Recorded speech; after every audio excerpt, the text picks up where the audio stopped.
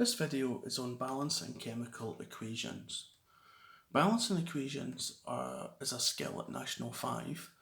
Onwards, obviously, you need to use it at higher and advanced higher as well. And it's really important because in real life chemistry, when industrial chemists are doing reactions, for example, making ammonia using the Haber process, they need to know the exact ratio of reactants in order to work out things like cost and which one's going to run out first and stuff like that.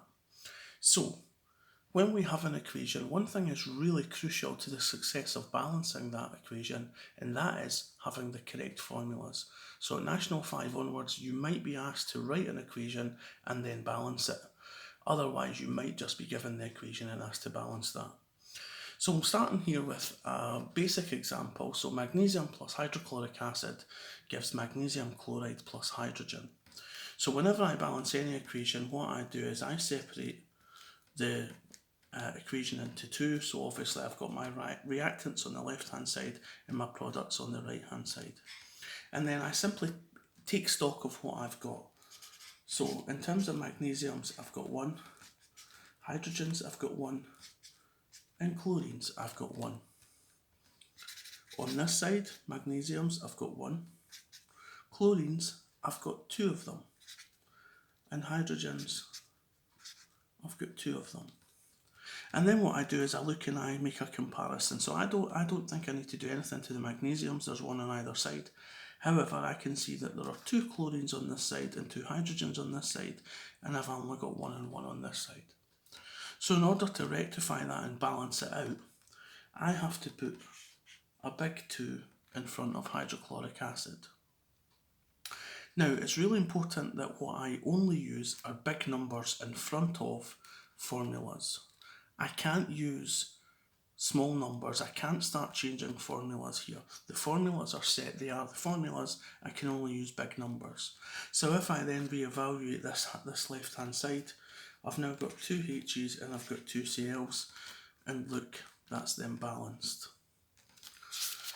If I look at a more complicated example, aluminium plus bromine gives aluminium bromide.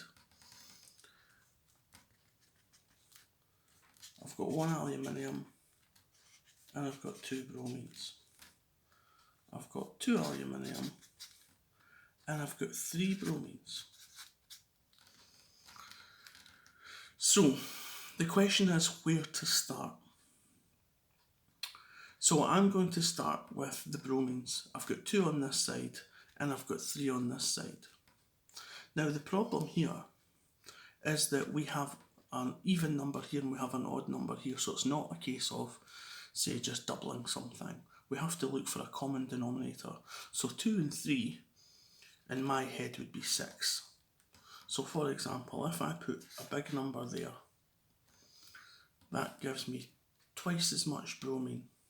So instead of having 3, I've now got 6 bromine. So I've got 3 here, but it's multiplied by the big 2.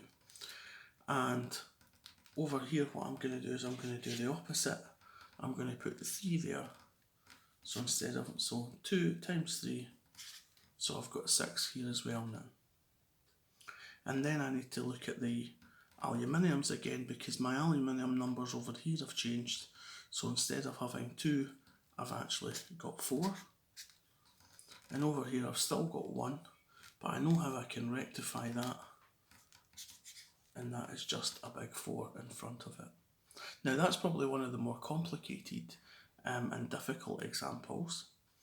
But you'll see there that I went from the left-hand side to the right-hand side, back to the left, back to the right, and there's no problem with that. It's not a case that you're going to do one side and then move on to the other and it'll absolutely be balanced. Sometimes when you make changes, for example, when we put the big 2 here, it didn't just change the bromine, it changed the aluminium, and it might be a case that you're going to have to go back and forward. The last example then is when we don't have whole numbers. So if I have a little look what I've got, so I've got 3 carbons, I've got 6 hydrogens, and I've got 2 oxygens.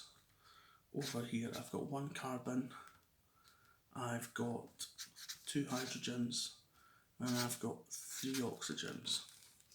So the biggest difference here, I'm going to start with the carbons. I can see I've got 3 here and I've got 1 here. Now it's really important, I would leave things like hydrogens to last or oxygens to last. Leave them to last when you're balancing.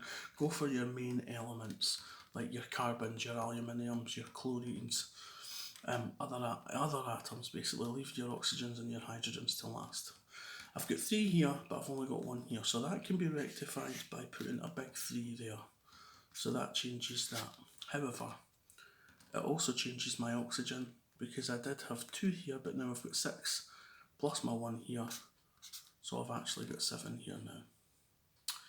If I look at my hydrogen, I've got 6 on this side and I've only got 2 on this side, so I can stick a big 3 there. So that changes my hydrogen to 6, but also changes my oxygen. So I've got 6 plus another 3, so I've actually got 9 oxygen.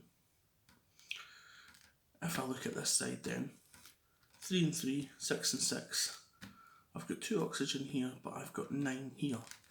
So there are 2 ways we could do this. We could do 4.5, because we've got 4.5 times 2 would be 9, or, I'll just rewrite it here, what would be more common would be leaving it as a fraction, which would be 9 divided by 2, which was also the same as 4.5.